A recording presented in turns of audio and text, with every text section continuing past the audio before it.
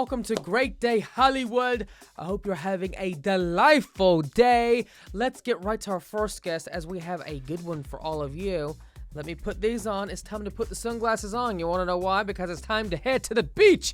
It's time for a vacation, and it's not too late to plan a trip to one of America's top beaches.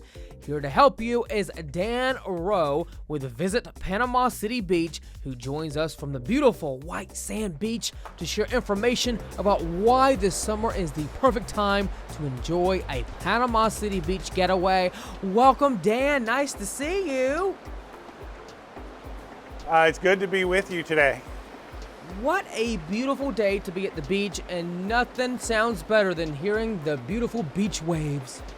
It's a beautiful day at the beach.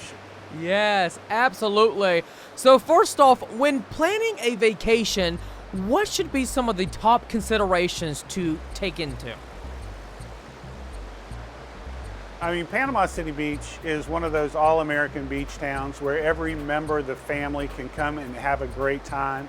We've been doing this for generations, and so it really is one of those iconic places to come and have a great beach vacation. And every single day people come here and they just have fun. So as you're looking at a beach vacation, this is a great place to look. Whether you're a couple that wants a beachfront hotel room, or an extended family that wants a big vacation home where you can bring the grandparents and aunts, uncles, and all the kids together. We have something for everybody in Panama City Beach. Absolutely. My family and I, we would always go to Panama City Beach in Florida. Such a fun time. A long road trip from Georgia to Panama City, but it was totally worth it. We just had the best time. But Dan, what makes a Panama City Beach vacation unique compared to other beach destinations out there? Well, again, it is the authenticity of being a all-American beach town. Our brand is Real Fun Beach.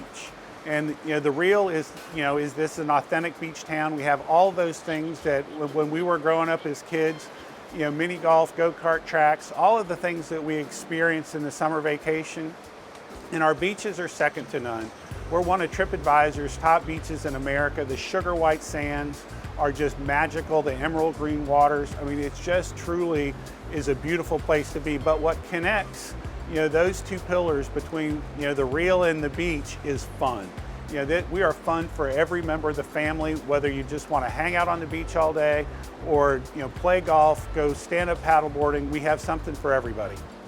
Dan, I'm looking inside the Vacation Guide 2024 booklet, and fun is indeed. There's so many family activities that you can do while visiting Panama City Beach, Florida this year. So how does the Fun for All initiative help make Panama City Beach vacations memorable? Well, Fun for All is our initiative for about accessibility. We want to make sure that every member of the family, even if they have mobility challenges, can come and have a great beach experience. We have Moby mats, which allow wheelchairs to get down to the water's edge. They're specially designed wheelchairs with oversized tires so that people can move around the sand. Our boat operators, a number of them have special make accommodations for people with accessibility challenges that want to go scuba diving. There is truly, we want every member of the family to come here and to have a great time. We have accommodation partners and attractions that are really focused on how do we bring all the families together to ensure everybody has a great, memorable beach experience. Now, Dan, can you swim with the dolphins in Panama? Because I love dolphins. Well, you can't swim with the dolphins, but right before I joined you, there was a couple of bottlenose dolphins that swam by, right where I'm sitting. But we also have dolphin excursions where you can go out on St. Andrew Bay, and people will be able, the dolphins will come up to the boat, and then the guides will also find other sea life, sea urchins, and just to really bring it home, because that's something a lot of families don't get to see in their day-to-day lives. And beaches are magical places, and we're one of the best. There are so many entertainment opportunities, you guys, that you can do with your family this summer. So definitely plan that trip right now. But what are some of the entertainment highlights that you can tell our audience about this morning, Dan? Well, I mean, Panama City Beach is where country music comes to play. You know, the beginning of June every year, we have Gulf Coast Jam, which is one of the top country music festivals. Ooh. This year, Morgan Wallen is highlighting it, but we're really excited that on Labor Day weekend, Garth Brooks is his only concert outside of Las Vegas this year will be in Panama City Beach, and we can't wait. But between now and then, you know, we have concerts in the park, lots of things for people to do. You know, if you want to be active 24/7, you can do it here, or if you just want to hang out on the sand and do nothing, you know, everybody can find their fun in Panama City Beach. Dan, so many will be wanting to go to the beach to see Garth Brooks and the beach. Come on, that's like a double combo right there. Yes, I'm all in for that. Now, Dan, do you have any suggestions for families? Talk to us a little bit more about that. Okay, so families, I mean, you really want to have, you know, places where the kids can experience stuff, what they can't get at home, where they're able, you know, to put down their tablets, their iPads, their iPhones, and just connect with the family. You know, making sandcastles on the beach, or going to some of our attractions. We have a big sky wheel that really gives you a unique perspective in Panama City Beach. But you can also play mini golf, go out on a sunset tour. I mean, there is just so much to do here. And we do make it easy for every member of the family just to build those memories that will last a lifetime. Nice. Now, Dan, tell us, where should we go for more information on everything that we have discussed as far as planning a trip to visit Panama City Beach? The best place to go for all things Panama City Beach is our website, which is visitpanamacitybeach.com. And I encourage people to also find us on social media. We are putting out content every single day highlighting all there is to do here, but also to remind people this is paradise. It looks like this just about every day during the year. Wow. It is paradise indeed. We must get out there and do a remote show from Panama City Beach, Florida. Dan Rowe, thank you so much for coming on the show. You take care and have a great day. Enjoy. All right, Noah, we'll see you soon. Look at the little sunshine pin. Oh, sunshine from Visit Panama City Beach. Thank you, Panama. Graduation season is on the horizon as millions of American students are preparing to graduate from college this spring. According to Fidelity Investments, data shows 2 in 3 students will graduate with student loan debt. Oh, boy. And for the first time in 4 years, will need to begin repaying their student loans shortly after graduating. That is no fun. Joining us right now to discuss in detail is Jesse Moore, the Senior Vice President and Head of Student Debt at Fidelity Investments. Hello, Jesse. Welcome. Hi there. It's good to be here. Okay, so first, how are student loan borrowers impacted by recent changes, especially for this year's graduating class? All right, so first, let's remember that federal student loans were on pause for 3.5 years during the pandemic, and those payments just resumed in October. So this 2024 graduating class, they're going to be the first class to resume making any student debt payment right after graduation. And so it's going to feel really different for them as they have watched their peers graduate, get jobs, and then have this extended period of time before they had to make their first student debt payment. So in contrast, these upcoming graduates, many of them are going to feel less prepared, as well as in some cases just surprised by how quickly that first student debt payment is going to come due. Now, Jesse, how can the borrowers and particular recent grads prepare for repayment? So I recommend 3 things, right? So the first is get yourself organized, right? That first payment is going to come at you pretty quickly. So make sure you understand your loan terms and just how to make a payment. The second thing is if you don't already have a budget, I would recommend get a budget established. There are a ton of tools available for you online, but if you need help, we have tools available at fidelity.com/student debt help. And then the third thing, and this could be surprising, is talk to your employer. More employers are offering student debt help. We'll have that website below to direct our viewers watching this morning. And, can you tell us, Jesse, a little more about how employers are getting involved to address the student debt problem? Yeah. So employers have recognized that student debt is a burden for so many folks, and they have started to help in two primary ways. The first is just by directly paying on their employees' student loans, and this hits right to the heart of the issue. This helps their employees pay down their debt faster, and that type of benefit has been available for the last couple of years, and it just keeps growing in popularity. The second way that employers are helping is taking advantage of a brand new benefit that's available this year, where an employer can make a contribution into their employees' retirement match account, or into their retirement account, based on their employees' student loan payments. Now, this is a game changer given how many people struggle with saving for retirement because they are so focused on paying on their student loans. Employers are already offering this benefit, and I think this one's going to be a very popular benefit for employers to roll out. Jesse, these students are supposed to be celebrating, graduating from college, and now they're thinking in the back of their head, oh boy, my first payment of student debt is going to be coming up. This is such an exciting time for me, Yeah. Now, Jesse, do you have any words of encouragement for graduates who may be feeling, as I mentioned, overwhelmed by their student debt? So I have two kids that are in college right now. This is a conversation we have around the dinner table quite a bit. What I would say is this: is if you feel like you're on your own, you're not. A majority of students that graduate have student debt. Here's the bright spot is that additional help is becoming available. Employers are recognizing this to be a challenge. They're adding benefits. Talk to your employer. Understand if there's a benefit that's available to you. If you're eligible, the thing that I would definitely recommend you do is be sure to sign up. Now, Jesse, do you kind of know how long is it taking, most students that are graduating from college, how long is it taking them to pay off this debt? Is it like taking many, many, many years?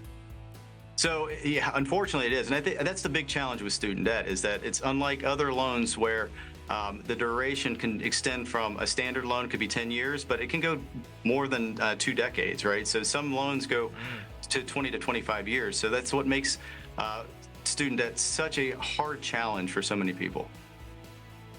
Jesse Moore, thank you so much for coming on to talk about this important topic, this issue that is happening with our college students. You take care, Jesse. You have a great day and have a great summer ahead. Thank you. You too.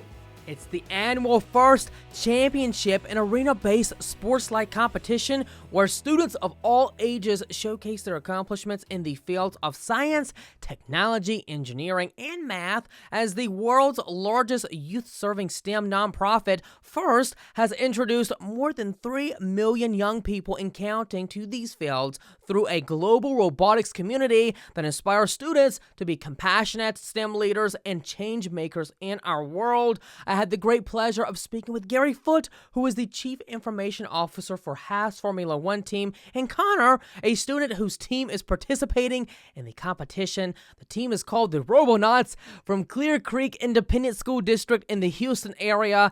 Here is a look at our conversation that we taped a couple of weeks ago, and what a delight it was to speak with these two guys. Take a look. Likewise, thanks for having us. It is so nice to have you both join me. So let's start with you, Connor. What can you tell us about your experience in First, and what is it like preparing for such a fierce competition this year? My experience in First has been incredible. I've been in First Robotics for 3 years now. I feel like I have learned and I have learned so much in my 3 years, and I've been able to get so much valuable information and meet people from all around the world that I haven't had the chance or wouldn't have had the chance to meet if I wasn't within the program. Preparing for a competition like this can definitely get pretty intense, but when you're working in that team environment, you have people that you can count on and people count on you. It just makes it a breeze and it makes it all very fun. Now, coming to you, Gary, what is First, and how does this program prepare young people for the world of tomorrow? Yeah, of course. So first is a global robotics community at the heart of it.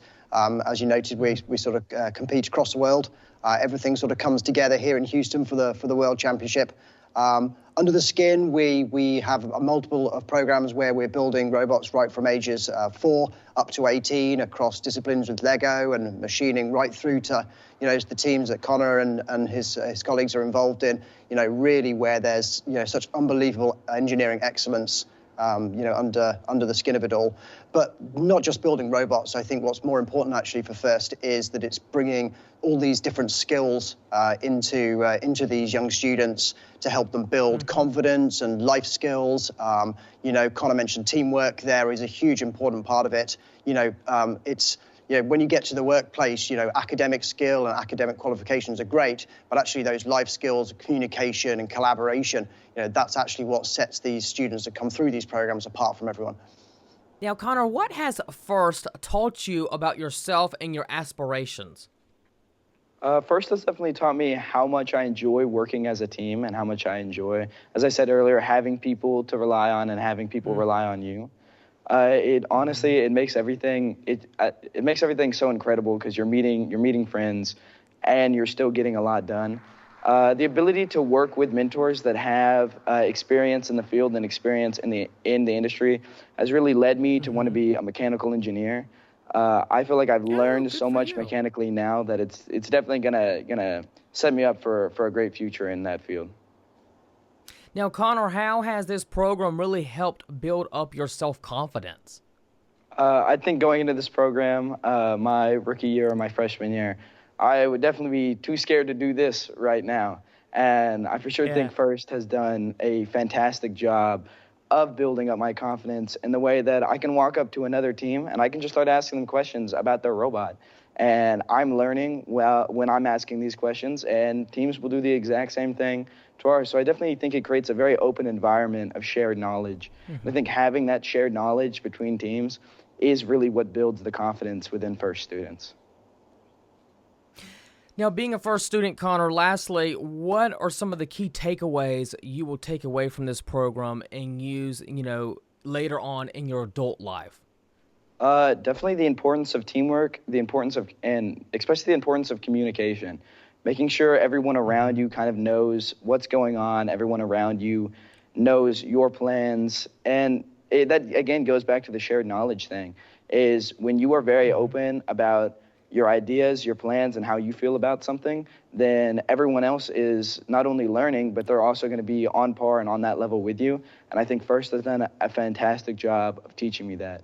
I'd also like to add the importance of working with your competitors as well. A big part of FIRST is that teams form alliances. So you're not only a team on your own, you're a team with the other people in your alliance as well. Well, guys, it's been so nice to have you both on the show. Thank you so much, Gary and Connor, for coming on the show this morning. We appreciate your time, and we'll have all the information below. So if anybody wants to be directed to the website to learn more about the FIRST program, they can definitely do that. Connor and Gary, y'all take care and have a great morning. Likewise, thanks for having us. Thank you, sir. Is America's Dairyland leading a culinary evolution from renowned dining destinations to agricultural innovation? Today, we will find out why Wisconsin's food scene is setting national trends. Here to join me is two-time James Beard award-winning chef and restaurateur Paul Bartolotta. Hi, Paul. How are you? Nice to see you. Fantastic. Happy to be with you.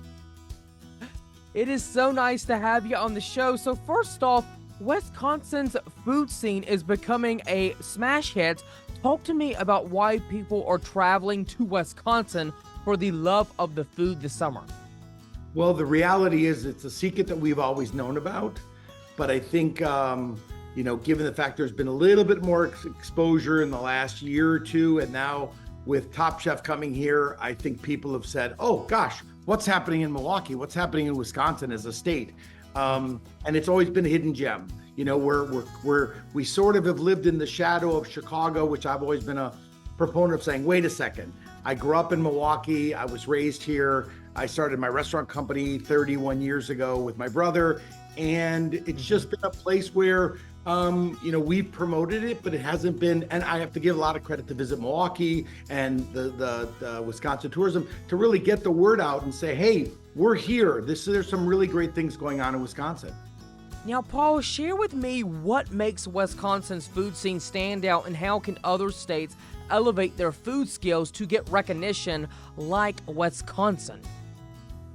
Well, I think it's a lot of things. I think actually Tom Colicchio at an interview when we did the premiere here said something really thoughtful. So I'm going to steal from Tom a little bit, but I thought it was really the perspective. There was once upon a time where all the great restaurants in America were located in the big cities. Not all, but the lion's share. And what's happened is that the cost of doing business and the quality of life in some of those big cities is challenging for young chefs, young sommeliers, young restaurateurs. But yet, because the world has globalized, because information is there, you didn't have to necessarily do what I did, which was a traditional apprenticeship all over these restaurants over Italy and France. You can learn essentially a lot of things through the internet, through other forms of information today. Looking at reviews on social media, Sure, but even if you say, I want to go and learn how to make this, and I Google how to make risotto, you'll have 1,000 things. So even if you're not standing next to this great chef in Florence or in Milan, the reality is that you will have at least a really strong understanding. So the consumer has grown in their education, as has the people in our industry. And there's been a clear migration to other parts outside of the big cities, because if you're a young chef and you want to open a restaurant, you can open it in a suburb of Milwaukee for a lot less than you could in Chicago, even in a suburb of Chicago. So if you want to raise a family in a place like Wisconsin, the quality of life for raising your family is exceptional. So there were the trade-offs early on when Joe and I were starting our company and I was still running Spiaggia in Chicago. When my chefs were getting good enough and I knew they were like starting a family and that they were ready to be their own chef, instead of letting them just say kind of wander off and find their future, I'd say, hey, my brother and I are doing restaurants up in Milwaukee. We buy the same quality of food we buy in Chicago from the same vendors. We build good kitchens. We have all the right stuff. And here's the reality. There's an infinitely better quality of life and lower cost of living. And so a lot of those young chefs came with me up to Milwaukee. So you saw that. And I think what Tom was getting at was essentially this. Once upon a time, farmers markets were a novelty. Today, in almost any great state, in any great area, there are farmers markets. It's not like you're driving on some roadside in Iowa and you stop and grab a bushel of corn. Today, there are farmers markets in almost every city, whether you're in Union Square or Daley Plaza in Chicago, or whether you're in Dane County in the center, or you're in West Dallas in Milwaukee. There are fantastic farmers markets. Additionally, the whole cheese industry has evolved. We were the cheddar and pseudo mozzarella capital of the world. Today, from Pleasant Ridge Reserve to Carr Valley to all these fantastic cheese producers, that are making, incredible things like many types of butter. You can buy a sheep's milk butter. When did you hear of people serving that on their table 10 or 15 or 20 years ago? A goat's milk butter, a cow's milk butter, or a blended butter if you want. So again, so many things have happened in Wisconsin. We have, one of the largest productions of ginger. Who would have thought, right? We have, producers of soy sauce like Kikkoman. Who would have thought? We have, incredible produce, incredible farming. There's a lot. And I think what has happened is what used to be really focused on only the big cities in America has diffused out. So I would argue that if we looked a little bit closer in other markets, I think that aside from the, everything in California, we know, Sonoma, and you go up to Napa, and I got that, or Carmel. But the reality is, I think if you travel around most places in the United States, we have seen this similar food evolution. I just think that Milwaukee is having a moment. I think Wisconsin as a state is having a moment because we are really coming together, and our economy, the quality of life, and the food industry has blossomed. And we've taken a new look at in my mind, at the neighborhoods where ethnic people had settled, and whether it's Three Brothers that does Serbian food, or like National Avenue where there's a large Hispanic or Mexican population where there's fantastic little restaurants, or a food truck part like Zocalo, or I mean, if you look around, there's just a lot in the city. And the same thing, there used to be, kind of one restaurant in Madison. Now Madison is booming with really exciting chefs doing really cool. And these people have trained all around the United States. Some have traveled abroad, and they have brought their lessons to our breadbasket and made really exciting food. What a delightful conversation. We should all go visit Wisconsin, you guys, this summer. Paul, tell us, where should we go to learn more information? Well, certainly go to Visit Milwaukee, because Visit Milwaukee's website will certainly have lots of information about all the activities going on in the city, from entertainment to city events, to festivals and music festivals and ethnic festivals. We have the Mayor Meyer's festival park called Summerfest that all through the summer does different ethnic festivals: Festa Italiana, Festa Mexicana, German Fest, Irish Fest, so fantastic. Asia Moon, like really exciting festivals. And then on top of that, the music scene has exploded here in Milwaukee. So there's just a ton to do. You guys are doing such great things. Paul Bartolotta, thank you so much for coming on the show. You take care, you have a great day, and have a nice summer. You too, and thank you for thinking of us, and thank you for showcasing Milwaukee and Wisconsin. We're proud. Thank you. Pleasure. Big honor that you took Thank it. you. Thank you all for watching the show today. I hope you enjoyed today's episode. Now stay tuned to our next episode on Great Day Hollywood as we celebrate Red Nose Day's 10th anniversary here in North America. I've been supporting this nonprofit for quite some time. Such a great organization, and I cannot wait for that big show coming up next time. And we'll have someone from the Comic Relief US team join me, so you don't want to miss out on that, on how you can help out and help kids and families living in poverty. We'll see you back here next time on Great Day Hollywood. Subscribe for more great guests coming your way. Have a great day. Bye-bye.